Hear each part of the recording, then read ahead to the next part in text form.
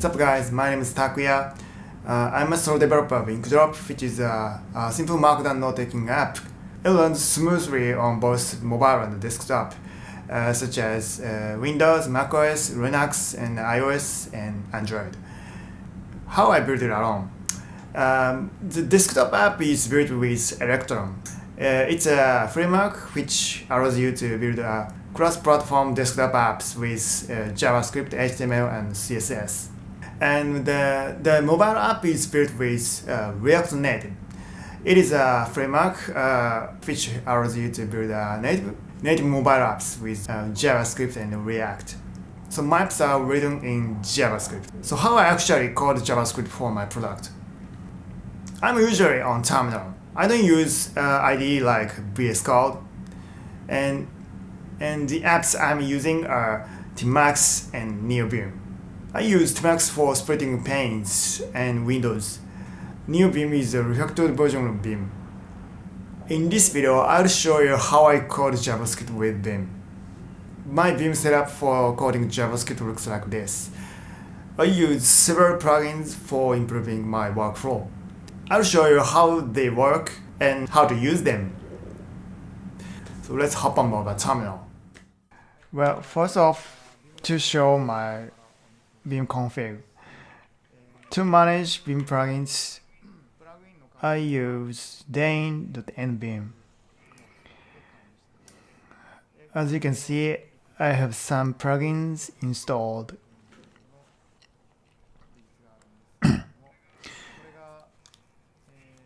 This file is dein.tom, which is written in tom format. And you've got another file named dein_lazy.tom. This file has plugins that are loaded on demand based on file type. I mean, for example, Vim's JSON plugin is loaded only when you open the JSON file.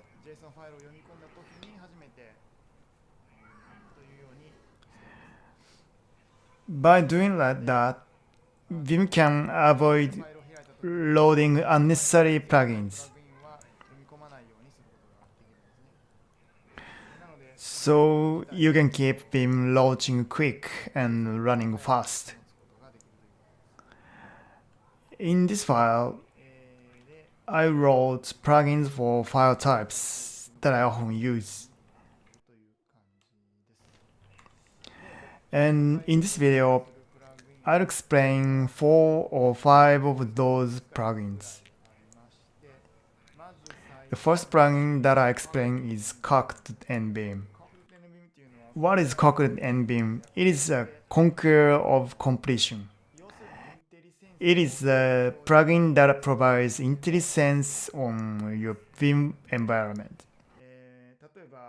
For example, it provides all completion, all import, type definitions, things like IDs usually support, which is neat.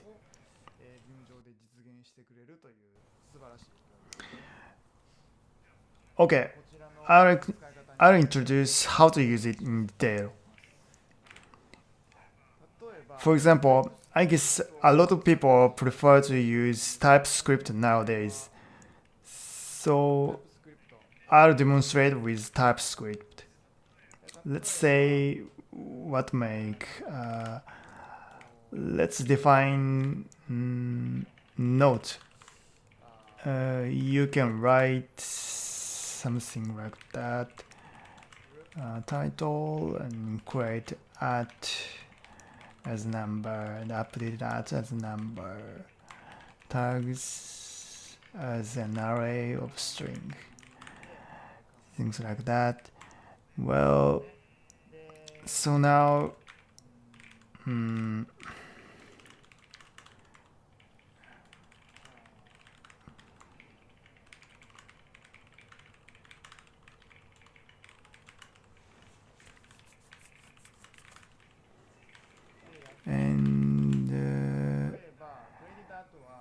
the credit at should be number, but if you mistakenly set a string to the property, then it tells you that it's incorrect.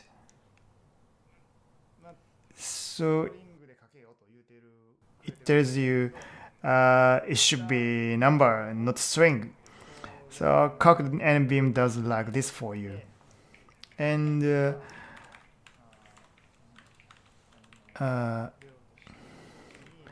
it also provides auto completion like this.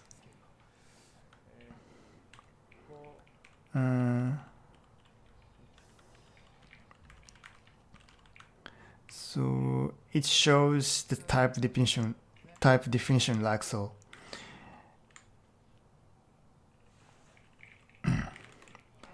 And as you can see, it helps you by showing two tips. It also works great for functions. You have another TS file named Hoge, which has book and a function named getThingsDone. Then you want to write getThingsDone. Then you type getThing and you got it. It also shows you the definition and description like this.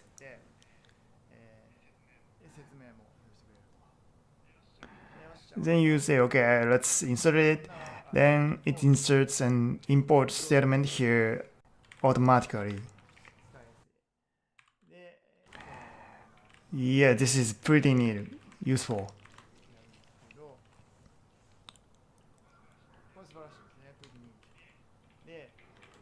Then next, when you want to see the type definition, I configured Shift-K key to show the definition. When you type Shift-K, it shows you the definition on the tooltip. So even if you don't remember the type, it quickly tells you its number. On top of that, when you don't get it from the tooltip and you want to see the detail, press GD, which means go to definition. Then you can jump to the location of the type definition. I type the Ctrl-O to go back. And you can also jump from the file name like this. If the type definition is in the same file, it just brings your cursor to the definition like so.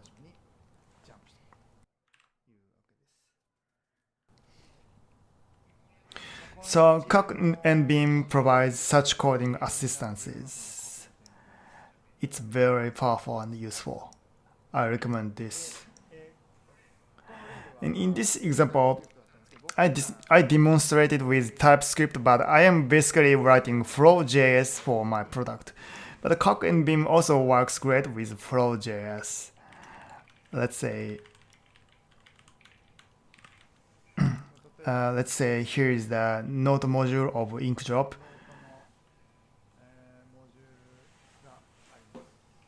And as you can see, it works. Not as great as TypeScript, but it works fine. Like go to definition, auto completion.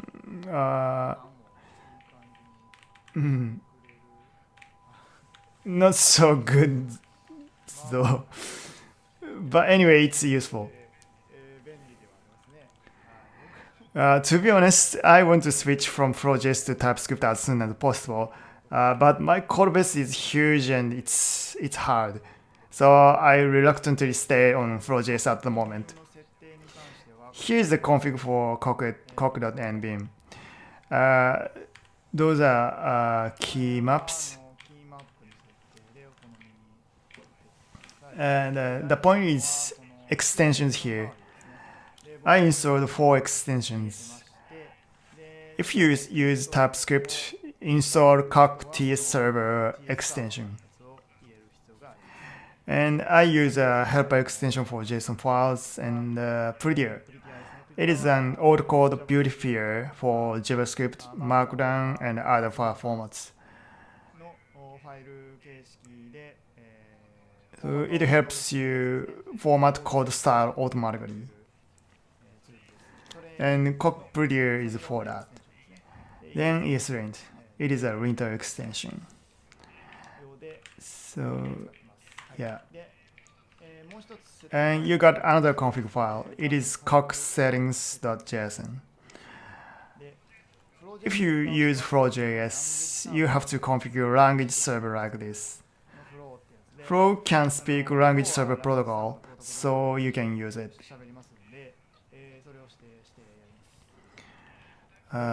If you use both TypeScript and FlowJS, you have to set this configuration to false so that you can disable TypeScript when editing JS file. And these are configs for ESLint, and this lets ESLint run on save. And here is to format on save for JSON, CSS, and Markdown files. Yes.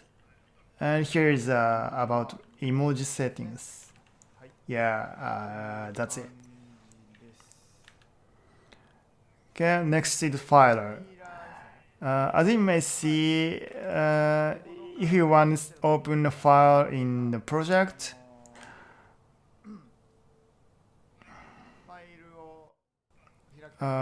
because I don't like keep showing the file tree on left side of the window, I open the file every time like this. And then open the file by choosing from it.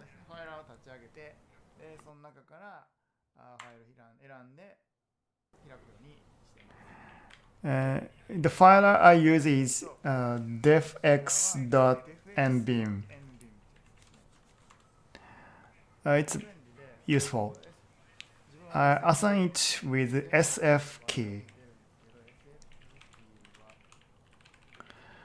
The config file is here, and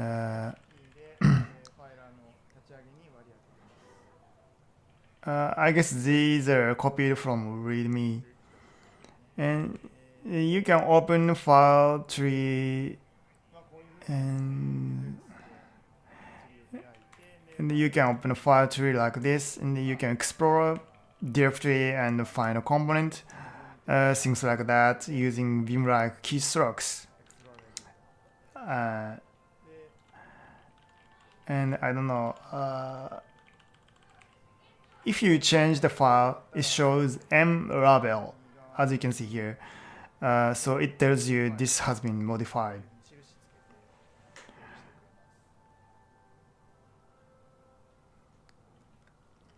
Yeah, it is well built as a filer. I love it.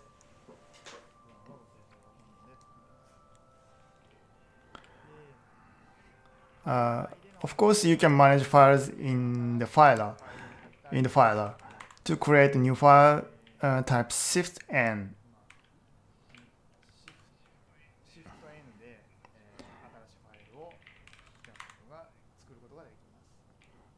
And by pressing D, you can delete it. Then to press R, you can rename file.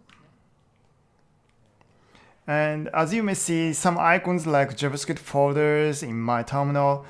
That's because I'm using the font called Nerd Fonts. This font comes with a bunch of icons, as you can see. Font Awesome, dev icons, weather icons, Seri UI, and on and on. So you can get those icons to display on your terminal.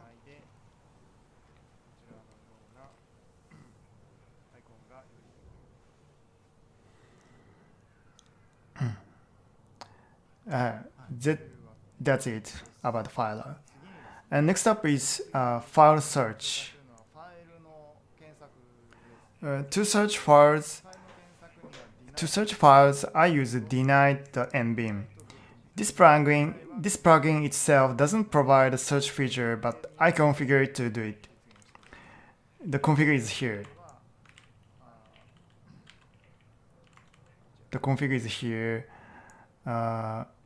You can see several key maps.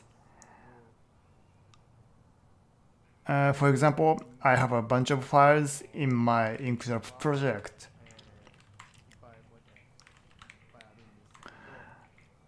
Then to search files, press semicolon F. Then the search window pops up.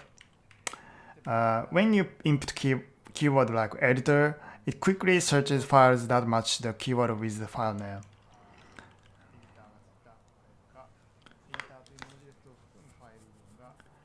Then you can quickly open it. And if you want to grep file contents with patterns, press semicolon R. If you input a keyword like notebook, it finds files with locations that appear the keyword. On top of that, you can filter them with keyword by typing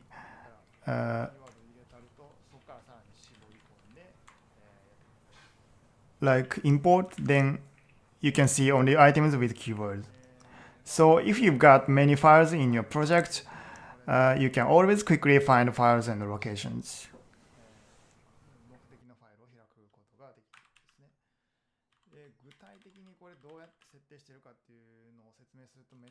Well, it'll be hard to tell how I configured denite.nvim in detail though. Here's the key maps for grep and search.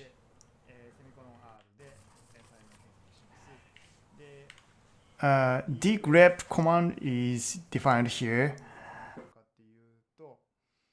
What it actually does is to run an external program called AG. It is a code searching tool that focuses on speed. Then the command adds parameters based on context in order to search files. It's pretty neat. Then, speaking of the small thing, I prefer to use Old Pairs plugin. This plugin is, as its name suggests, it helps insert brackets in pair automatically. So if you type on open bracket, it automatically closes the bracket.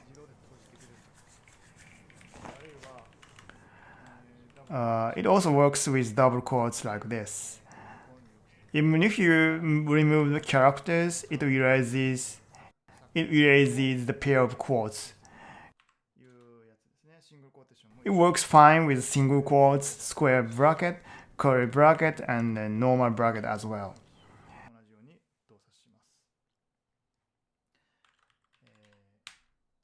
Also, it works with back quotes too. Yeah, it improves my typing speed. That's it.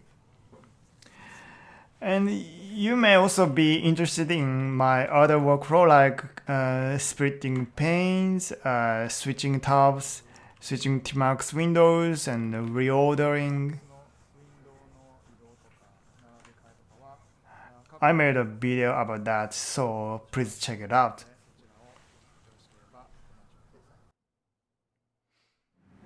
So my config files are published on GitHub. So you can check out and copy and paste my config if you like. So that's pretty much it. I hope it's helpful for improving your workflow. Thank you for watching and see you in the next one.